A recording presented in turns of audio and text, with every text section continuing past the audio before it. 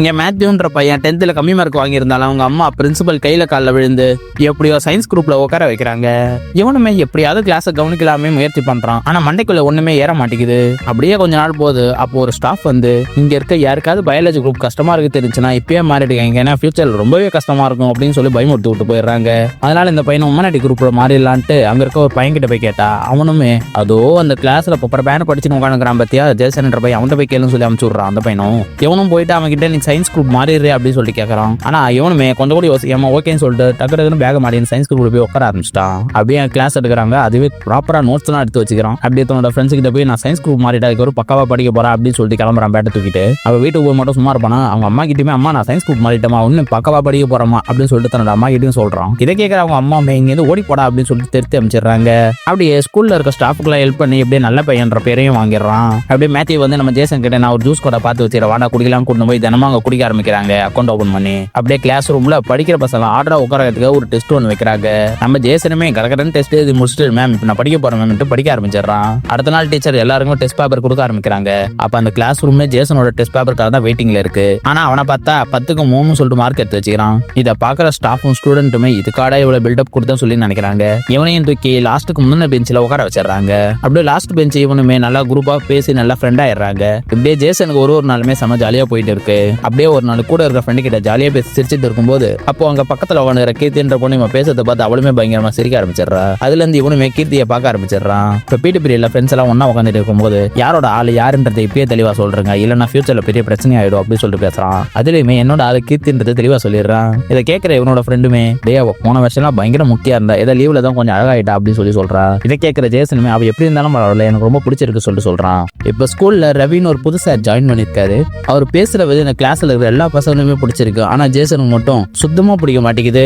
அவர் கதை சொல்லும் போது ஒரு ஆக்ஷனோட கதை சொல்லிட்டு இருக்காரு. இதை பாக்குற ஜேசனுமே பயங்கரமா சிரிக்க ஆரம்பிச்சிடறான். அவருமே எதுக்கு இப்ப சிரிச்சேன்னு சொல்லிட்டு எழுப்பி நிக்க வச்சு அவன் பேரை கேட்டு நோட் பண்ணிக்கிட்டு அவனையுமே பசங்க முன்னாடி பயங்கரமா இன்சல்ட் பண்ணிடுறாரு. இதுல இருந்து ஜேசனுக்கு அந்த சாரை பார்த்தாலே சுத்தமா பிடிக்காம போயிடுது.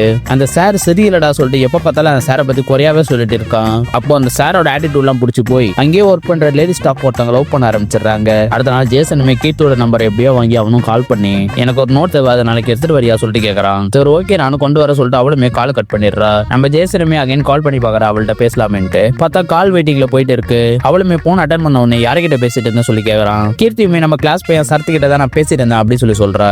ஏன் நீங்க 2 பேர் பேசிட்டு இருந்தீங்க அப்படின்னு சொல்லி இவனுமே ஒரு மாதிரி கேட்க அந்த பொண்ணு கோவப்பட்டு நீ எதுக்கு இதெல்லாம் கேட்டுட்டு இருக்க அப்படின்னு சொல்லி கேட்கறா. அப்படியே அந்த பொண்ணுமே பசங்க எல்லாம் நீ என்ன லவ் பண்றதா சொல்லிட்டு இருக்காங்க அது உண்மையா சொல்லிட்டு ஓப்பனா கேட்டுடுற. அதுக்கு அவனுமே இதெல்லாம் உனக்கு யார் சொன்னாலும் சொல்லி கேட்கறான். அது கீர்த்தியுமே யாரோ ஒருத்தவங்க சொன்னாங்க அது ஏன் உனக்கு எதுக்கு இந்த தேவையில்லாத வேலை படிக்க வேண்டிய நேரத்துல படிக்காம அந்த லெவல உனக்கு முக்கியமா சொல்லிட்டு அட்வைஸ் பண்ண ஆரம்பிக்கிறா. அதுக்கு அவனுமே உன் அட்வைஸை கேட்கறதுக்காக நான் ஒன்னு கால் பண்ணல உனக்கு ஓகேவா இல்லையா அது மட்டும் சொல்லி சொல்றான். அதுக்கு அந்த பொண்ணுமே எனக்கு ஓகே இல்ல அப்படின்னு சொல்லிட்டு போனை கட் பண்ணிடுறா. இப்போ ஜேசனுமே அடுத்த நாள் ஸ்கூலுக்கு போனால் பசங்க எல்லாம் கிண்டல் பண்ணிட்டு இருக்காங்க. நம்ம ஜேசனை பிடிக்காத ரவி சார் இப்போ கிளாஸுக்கு வந்து நம்ம ஜேசனை கூட கிளாஸ்ல ஒரு போயமை படிக்க சொல்றாரு. அவனுமே திக்கி படிக்கிறான். அதனால கிளாஸே அவனை பார்த்து சிரிக்குது. இந்த சாருமே இந்தமாதிரி சந்தர்ப்பம் கிடைக்கும் போல நம்ம ஜேசன் இன்சல்ட் பண்ணிட்டே இருக்காரு. நம்ம ஜேசன் திரும்ப எல்லாருக்கிட்டுமே இந்த சார் சரியில்லைடா சொல்லி எவ்வளோ சொல்லி பார்க்குறான். ஆனால் பசங்க எல்லாம் அந்த சாருக்கு தான் சப்போர்ட் பண்றானுங்க. இப்போ ஸ்கூல்ல கிறிஸ்மஸ் செலிப்ரேஷன் நடந்துட்டு இருக்கு. இப்போ அங்க பசங்க உட்காந்து திருட்டுத்தனமா சிகரெட் பிடிச்சிட்டு இருக்காங்க. இதை ஒரு ஸ்டாஃப்மே பார்த்துட்டு வாங்க பிரின்சிபல் ரூமுக்கு கூட்டிட்டு போறாரு. அந்த பசங்களுமே பயங்கரமா பயந்துட்டு இருக்கும். இப்ப ரவி சார் வந்து அந்த பசங்களை எல்லாரையுமே காப்பாத்திடுறாரு. இதை பாக்குற ஜேசன் ஃப்ரெண்ட்ஸ் எல்லாம் பாத்தியா ரவி சார் எவ்வளவு நல்லவர் நீ தான் தப்பா புரிஞ்சுக்கிட்டேன்னு சொல்ல வராங்க. ஆனா அப்ப கூட நம்ம ஜேசனுக்கு சாரை பத்தி ஒரு நல்ல ஒப்பீனியனே வரமாட்டேங்குது. அடுத்ததா பசங்க எல்லாருமே டூருக்கு கூட்டிட்டு போறாங்க. இதுக்கு இன்சார்ஜ் ரவி சாருமே ரவியை ஒன் சைடா லவ் பண்ற அந்த டீச்சர் தான் போறாங்க. இப்ப டூருக்கு போன பசங்களுமே பயங்கரமா என்ஜாய் பண்ணிட்டு இருக்காங்க. பொண்ணுங்களுமே தனக்கு ஆசைப்பட்ட எல்லாத்தையுமே வாங்கிட்டு இருக்காங்க. அடுத்தபடியா சாரு மாமே இப்ப ரொம்ப நல்லாவே பழக ஆரம்பிச்சிடுறாங்க. அன்னைக்கு நைட்டு பசங்க எல்லாம் கேம்ப் ஃபயர்ல உட்காந்துட்டு இருக்கும்போது சாருமே யாரா மிஸ் ஆறாங்களா சொல்லி கேட்க நம்ம ஜேசனுக்கு உடம்பு சரியில்லாதனால பஸ்லயே படுத்துன்னு சொல்லி ஃப்ரெண்ட்ஸ் எல்லாம் சொல்றாங்க. அதுக்கு சாருமே அவனுக்கு மட்டும் தான் ஸ்கூல்ல என்ன பிடிக்க மாட்டேங்குது அவன் ஒரு உருப்படாதுன்னு சொல்லி திட்டிட்டு இருக்காரு. இதை கேட்கிற கீர்த்திக்குமே ரொம்ப கஷ்டமா இருக்கு. சரி பவர் பேங்க் எடுக்கலாமே சொல்லி பஸ்ல ஏறி அப்படியே ஜேசன் கிட்ட பேச ஆரம்பிக்கிறா. அதுக்கு அவனுமே எதுக்கு என்கிட்ட வந்து பேசிட்டு இருக்க சொல்லிட்டு மூஞ்ச காட்டுறான். அதுக்கு அவளுமே எதுக்கு ஏமாலே எரிஞ்சு வந்துட்டு இருக்க சொல்லி கேட்க நம்ம ஜேசனுமே நான் உன்னை ரொம்ப லவ் பண்றேன் ஆனா நீ தான் எனக்கு நோ சொல்லிட்டியே என்னையா உனக்கு பிடிக்கணும்னு சொல்லிட்டு உன்னை அடிச்சு கேட்கணும் போல இருக்கு எனக்கு அப்படின்னு சொல்றான். இதை கேட்கிற அவளுக்குமே ஒரு மாதிரி ஆயிடுது. இப்ப எல்லாருமே கேம்ப் ஃபயர்ல டான்ஸ் ஆடிட்டு இருக்கும்போது நம்ம கீர்த்தியுமே அவனை பத்தி மட்டுமே யோசிச்சுட்டு இருக்கா. அடுத்தபடியா பஸ்ல பார்த்தா வந்து ஜேசன் பக்கத்துல தான் வந்து உட்கார்றா. அதுக்கு ஜேசன் இவன் ஏன்டா என் பக்கத்துல உட்காரான்னு சொல்லிட்டு அவன் ஃப்ரெண்டு கிட்ட கத்துறான். உனக்கு தான் எனக்கு பிடிக்காதுல, அப்படி எதுக்கு என் பக்கத்துல வந்து உட்கார சொல்லி கேட்கறான். அப்படி இல்லை எனக்கு ஒன்று ரொம்ப பிடிக்கும்னு சொல்லிட்டு அவளுமே ப்ரப்போஸ் பண்ண வரும்போது முன்னாடி உட்காந்து இருக்க ரவி சார் அதை கேட்டுட்டு இன்னும் கொஞ்சம் நேரத்தில் நம்ம எல்லாருமே இறங்க போறோம், அதனால எல்லாரும் எழுந்து ஆட ஆரம்பிக்கன்னு சொல்லிட்டு பாட்டு போட்டு டான்ஸ் ஆட வச்சிருக்காரு. எது நோட் பண்ற ஜேசனுமே இந்த ஆளுக்கு வேற வேலையே இல்லை, வேணும் தான் 2 பேரும் பிரிச்சு விடுறான் அவனுமே புலம்ப ஆரம்பிக்கிறான். ஆனாலுமே கீர்த்தி அவன் காது கிட்ட வந்து ஐ லவ் யூ அப்படின்னு சொல்லிட்டு ஓடிடுறா. இதை கேட்கிற ஜேசனுக்கு சந்தோஷம் தாங்க முடியல. அதுக்கப்புறம் 2 பேருமே பாத்துக்கிறது பேசிக்கிறது சொல்லிட்டு பயங்கரமா லவ் பண்ண ஆரம்பிச்சிடுறாங்க. ஆனா அப்படி ஒரு நாள் இவங்க 2 பேரும் ஒன்னா உட்காந்து பேசிட்டு இருக்கும்போது ரவி சார் கையும் காலமா பிடிச்சிடுறாரு. அவருமே ஜேசன் கிட்ட அவங்க அப்பா அம்மா கூட்டுவா நான் பேசணும் சொல்லிடுறாரு. இவனுமே நல்லா மாட்டிக்கணுமே சொல்லி யோசிச்சுட்டு இருக்கும்போது திடீர்னு 4 பேர் வந்து அந்த சாரை வந்து தொத்த ஆரம்பிக்கிறாங்க. என்னடா சொல்லிட்டு கேட்டா அந்த சார் இதுக்கு முன்னாடி மென்டல் ஹாஸ்பிட்டல் இருந்து தப்பிச்சு வந்தவரான், அதனாலே அவங்க பிடிச்சிட்டு போயிடுறாங்க.